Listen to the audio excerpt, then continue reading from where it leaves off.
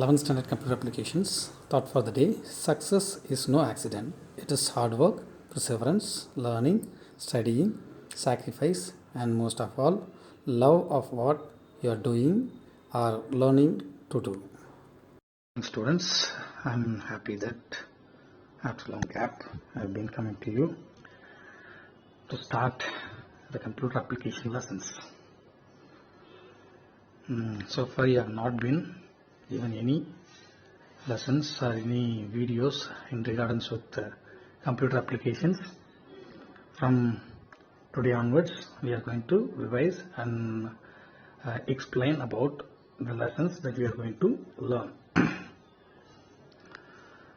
The first lesson that we are going to look after is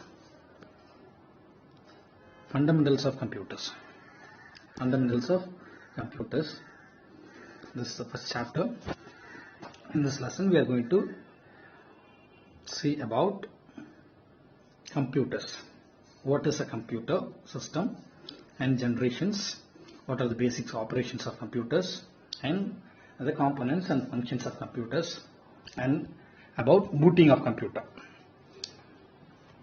We all know that Charles Babbage is the father of computer, because earlier there were many devices for calculation, but Charles Babbage has developed analytical engine in 1837. It contained ALU, arithmetic logic unit, so which is the basic component, basic idea of developing a computer system. So we need to know some more about computers.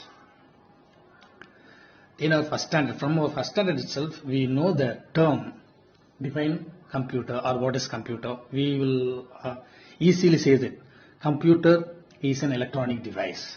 This is a common answer we learned from first standard to 9th standard. But since here we are going to look after in depth about computers, the term compute means the act of calculating. The act of calculating. Computers are used for calculations, not only for calculations. This is a tool which is used to solve many problems with some instruction given by the user. That means we. Before 40 years, we don't have computers like what we have now. But now, most of us are using laptops, PC, and smartphones, everything. Everywhere we can find computers. Every offices, every business sectors, every textiles, hospitals, everywhere, everything is supported by computers. The growth of computers are enormous. So we need to know the computer is used for its speed and capacity. Speed and capacity. It gives answers. It gives answers in a fraction of seconds. So sometimes we use it as a portable computer, that is a laptop, or tablet, which is tab. We are using many devices which are supported by computer systems. At first, we are going to see about generations of computers. Generations of computers. As I said, in 1837, Charles Babbage has introduced ALU in analytical engine. ALU in analytical engine. From then on, they have started developing new ideas to construct a full-fledged computer system. So, at 1940 only, they could use different components to frame a computer system. The first generation period is 1940 to 1956. The components used are: main component is a vacuum tube. Main component is a vacuum tube. And then they used magnetic drum, which is used for storing data.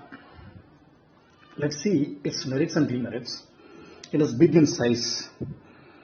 it consumed, since it is huge, it consumed lot of power, current. When more power is used, it started to malfunction. Sometimes it gets stuck, it gets not working. Then it was being operated by machine language. Machine language, some of you may know or may not know. Machine language is nothing but they use only zeros and ones. I will tell you about the machine language in the coming classes. And then when we see the size of the first generation computer, it occupied 8 feet width, 100 feet length and 3 feet height. 3 feet height. It weighed about 27 tons. 27 tons, and it consumed 150 watts of power. So see that how it would be, how huge it would be. And then, so after using the first generation computer is ENIAC, EDVAC, UNIVAC 1. These are the first generation computers. These are all developed by IBM. IBM's models. These are all IBM's models. And second generation computers started from 1956 to 1967 with some modulations, some alternations. It has been made as second generation. Instead of vacuum tubes, they have used transistors. Transistor we might have seen in all the motherboards of the electronic devices. All that may be TV or radio or any other electronic devices, we can see motherboard. There you can find transistor. In 10th standard you would have studied about transistors. I know that. So it is small in size. Transistor is small in size, which means it reduced the whole size of the computer into smaller. Comparing to first generation, it is very small. It consumed less power and also generated less heat. Punched cards were used. Punched cards were used as inputs. As we need to know about punched cards, we need to know about some examples. Just like ATM card, a debit card or either credit card, we used to insert from which the data is being read and we get money. Like there were punched cards. So as we give input through punch card, they take input. Here, the first operating system was used. Batch processing and multi-programming operating system was used. In this second generation also, machine language, that means zeros and ones, and assembly language. Assembly language, which used mnemonics. Mnemonics is a symbolic instructional code. Symbolic instructional code. So these were used. The example for second generation computers are IBM 1401, IBM 16220 and UNIVAC 1108. And then in accordance to the second generation, there were slight changes made in second generation, so that it has been called as third generation computers from 1964 to 1971. Here they have used IC, integrated circuits. Integrated circuits. This also can be seen in the motherboard of electronic devices. All the electronic devices, they use IC, integrated chips or integrated circuits. We used to call it as IC chips. IC chips, which is used for computing the given data. So transistors, when comparing to transistors with circuits, ICs are very smaller. So then size has been reduced. The computer system size has been reduced so that it was the third generation computers will be very small and efficient, much efficient compared to second generation, because it is very faster and we can rely, we can believe that it consumed less power. In the third generation computers only, they started using high-level languages. High-level languages are nothing but the language like C, C++, Java. These are the high-level languages. So we have two types of languages, low-level language and high-level language. Low-level language, we can say machine language, zeros and ones, binary language. And high-level language, we used to call it as C, C++ and all.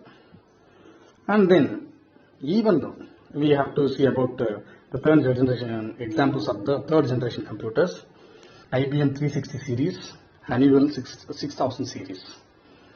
And then fourth generation. From fourth generation only, the development and the usage and the need of computers have been increased, because people started believing that with the computers only we can do things faster. We can complete tasks faster. So that what was the intention and what was the change which was made to third generation is microprocessor. This is also an integrated circuit. In third generation, many integrated circuits were used. In fourth generation, all the integrated circuits are bound together to be called as microprocessor. So many integrated circuits are bound together as a microprocessor, single microprocessor, which is called as VLSI, very large scale integrated circuit, So when we use many integrated circuits, the size of the computers are very huge compared to fourth generation computer. So only one IC was used, so that it has become very smaller, and the fast processing speed was very huge. So it started processing billions of instructions per second. Billions of instructions per second. From fourth generation only, the microcomputers means small level computers used, such as IBM and Apple, were developed. Portable computers were introduced. Portable computers means nothing, laptops with battery. And then it was during 1971 to 1980. And the fifth generation computers.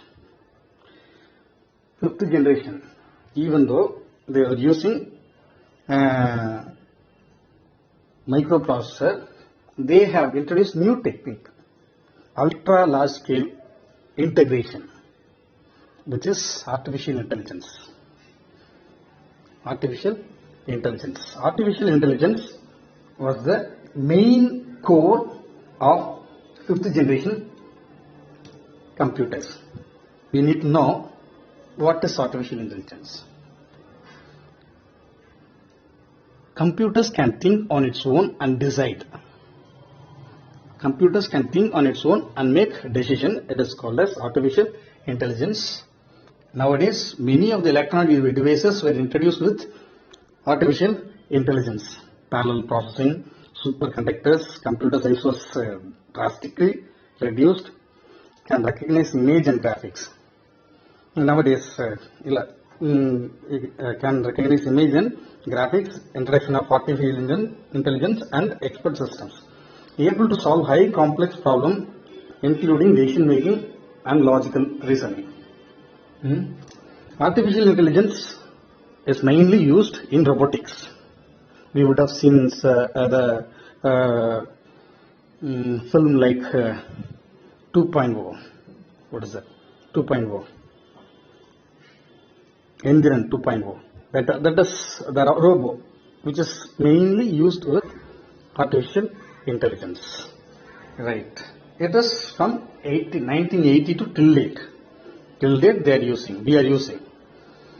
And then we are still using the fifth generation computers. Sixth generation computers we are going to use in future, which we have parallel and distributed computing. Computers will become faster, smaller and smarter. Development of robotics, natural language processing, development of voice recognition software. These are all still in process. For example, voice process. We use Google Assistants in our mobile. We use Lens, Google Lens as an application in our mobile, which can identify image and it can give you many information about specific image. These are the generations of computers. So we have 6 generations. First generation is from 1940 to 56. Second generation 56 to 64. Third generation 64 to 71. Fourth generation 71 to 80. And fifth generation 1980 to till date.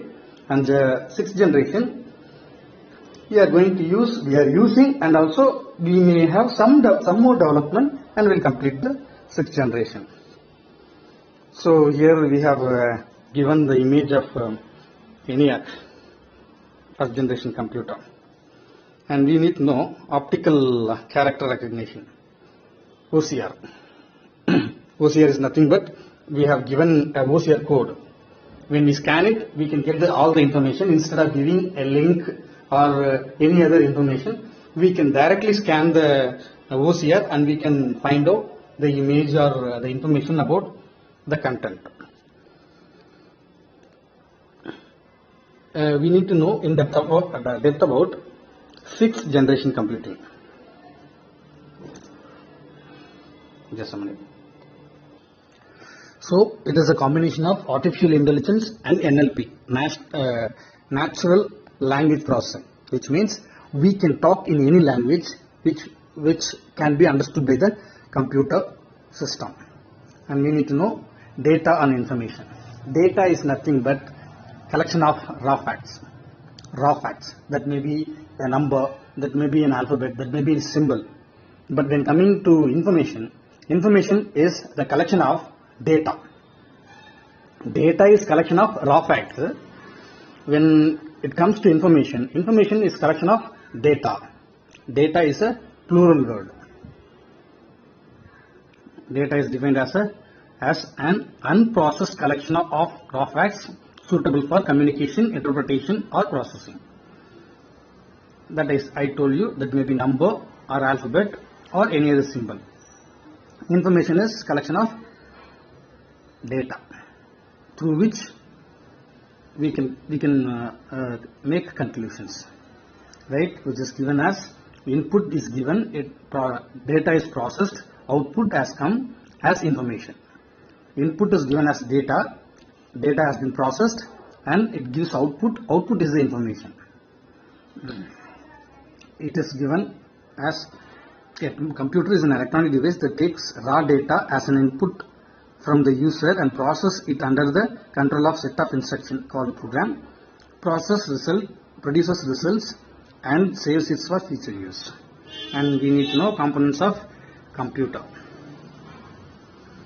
There are many components which may be widely classified as software and hardware. Software is programs, hardwares are the physical parts of the computers. Here is a block diagram given. Say this. Through input unit we give data. We need to know some more. There are 4 types of components. Input unit and then CPU, memory unit, output unit. So there are 4 units: input, CPU, memory unit and output unit. Through input unit we give data. The input unit gives data to memory. From memory it takes to the ALU, internal memory to ALU. ALU process decides whether it is arithmetic problem or logical problem. So it decides and processes the data and it sends back to memory, and from memory it gives output. Input unit is used to feed the information to the CPU.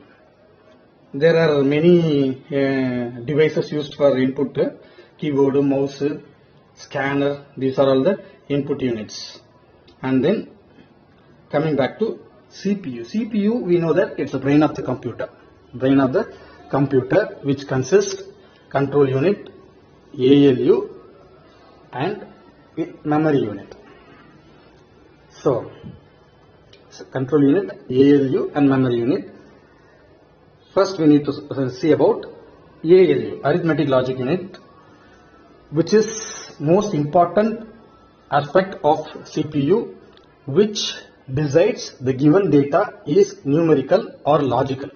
Numerical data can be processed or operated with the basic mathematical functions like addition, subtraction, multiplication, and all. And logical unit gets input as condition, either true or false. So these are the works that has been done by ALU. And control unit. Control unit controls the flow of data between CPU, memory and input-output devices. And then output device, output unit. Output unit which gets information, processed data. Processed data is the information. And then produces on the screen or in the paper. We need to see about the output unit. Some of the output units are monitor, printer, speaker, plotter. These are the output units example. Right. Now we need to know about memory unit. Memory unit is used to have two types, internal memory and secondary memory. Primary memory and secondary memory. Primary memory is nothing but RAM, random access memory, which helps the software to run on the system. Secondary memory, that means we can externally use, just like hard disk or pen drive, memory card. These are the external devices used for memory. So here we have RAM and ROM. ROM is nothing but CD, pen drive. These are the CD, DVD. These are the ROM type of memory. And now we are going to see about input and output devices, keyboard.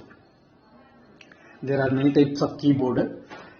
A normal keyboard will have 256 keys, which has combination of alphabets, numbers, special characters and function keys. Shortcut keys like shift, tab, control, alt buttons and many other. And then mouse that may be wired or unwired, wireless. So wired, in earlier they have used with trace ball. When we move the mouse, you can see a ball under the mouse, and then some after that they have used optical mouse. There you can find a red light under the mouse. And then the fingerprint scanner, which is used in many of the offices and so on to recognize who is, using thumbnail recognition. And then trackball is used to move around the screen. And then scanner that we see, when we take images, the images can be digitalized from paper to computer. We use scanners. Fingerprint scanner, I told you, which is used for recognizing fingerprints. And then retinal scanner. This would have been done to everyone when we take Aadhaar card. Aadhaar card, they have recognized as retinal. Retinal means eyeball. So they have recognized it. And light pen is nothing but which handwritten pen. All the smartphones, some of the high-end smartphones use this light pen. OCR, optical character reader. This is scanner, where you can find in all the supermarkets. All the supermarkets, they use scanner, right? And digital camera, that we all know that CCTV, and these are the some of the input devices. And then barcode reader, QR reader, barcode reader, QR reader. That is, I already told you OCR. So it can read the barcodes. QR code also, which is there. Every device will have QR code. I'll show you what is QR code here. Just a minute. This is QR code. This is QR code. We can directly take link of it. And then voice input systems, that means microphones. Touch screen. Everywhere we use touch screen. Handmade input, which is used in GUI, graphical user interface, mainly in the ATMs. Our smartphones are the best example for touch screen. And Kia is a device for signaling by hand. So it can recognize the movement of our body. And then now we are going to see about output devices. The main output device which is used here is monitor. It's like TV. Which produces the output on the screen. So there are many type of monitor, LCD, LED, and then for which we need to use VGA cards, video graphical adapter. Then second one is plotter. Graphical output on papers. Image outputs on paper, which is simple. Plotter is simple. The flux board for advertisement, that we are using fluxes, digital banner. That printers are called as plotters. And the third one is printer, which gives information in printed format. There are two types of printers: impact printers and non-impact printers. Impact printers are striking of hammers, just like typewriter, which is a ribbon, ink to ribbon, so that can print on the paper. That is called as impact. The dot-matic printer that prints using a fixed number of pins or wires, each produced by a tiny metal rod, also called as wire or pin. The speed is calculated in CPS, character per second. The speed of this printers are 32,550. These printers can be seen in our business office to get your bills paid, fees paid bills. These impact printers are used. And then non-impact printers. These printers are not using any hammers or striking items. They use heat, thermal energy, and then fast, better than impact printers. Laser printers and inkjet printers. Laser printers that we have seen in our principal service, and we would have seen in all the offices and the browsing centers. We would have seen in laser printers. These are all called as photocopiers. So there you can see paper drum, which can print data like alphabets, images, text, graphics. Everything can be given in high resolution. The resolution is calculated in DPI, dots per inch. The available resolution range around 1200 dpi. Approximately it can print 100 page per minute ppm. Okay, and then inkjet printers,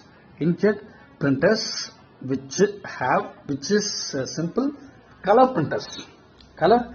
Laser printers are non-grayscale printers. They are grayscale, black and white printers, but the inkjet printers are color printers which has cartridges like magenta, yellow and cyan inks to use this color printer.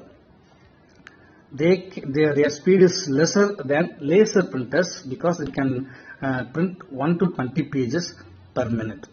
Then we are going to see about speakers. So audio based outputs can be listened through the output device called speakers. So in order to listen to the music, in order to watch the movies, in order to play games and their sounds, we can use speakers. And then multimedia projector which can be project items from our computer system directly. Multimedia projectors are used to produce computer output on a big screen. These are used to display presentation in meeting halls or in classrooms. So we have seen this in our classrooms itself. And then at the last point we are coming to booting of computer. Booting is nothing but before 5 to 6 years, the computers that were used, as we are switching on, you could see some text in black and white on the screen that moves faster. That means that is called as booting, which can enable the hardware devices of computer to wake up for work. That is called as booting. The operating system does this work. It is the basic software that makes the computers to work. When a computer is switched on, there is no information in its RAM. RAM is a temporary memory, so there won't be any informations. So it alerts all the hardware devices in the computer system, which is a OS. There are two types of booting: cold booting and warm booting. Let me tell you simply. When we switch on the computer for the first time, that is called cold booting.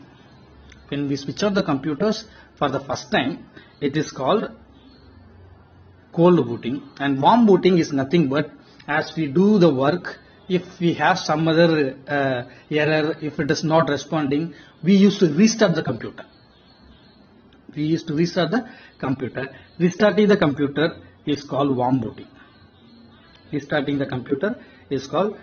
booting. Dear students, I hope and feel that you would have understood the concepts well. Let me recollect you the titles that we have studied. We have seen about computers, introduction and generations of computer, components of computers, and then all the components, input and output devices, and then we have seen about booting, types of booting and what are their specific reasons to boot. And I ask you to complete all the book back questions. I will send you the soft copy of the book. If possible, you can take a print of first lesson itself, first lesson only. If possible, you can get the books from the book markets. Thank you. Have a nice day.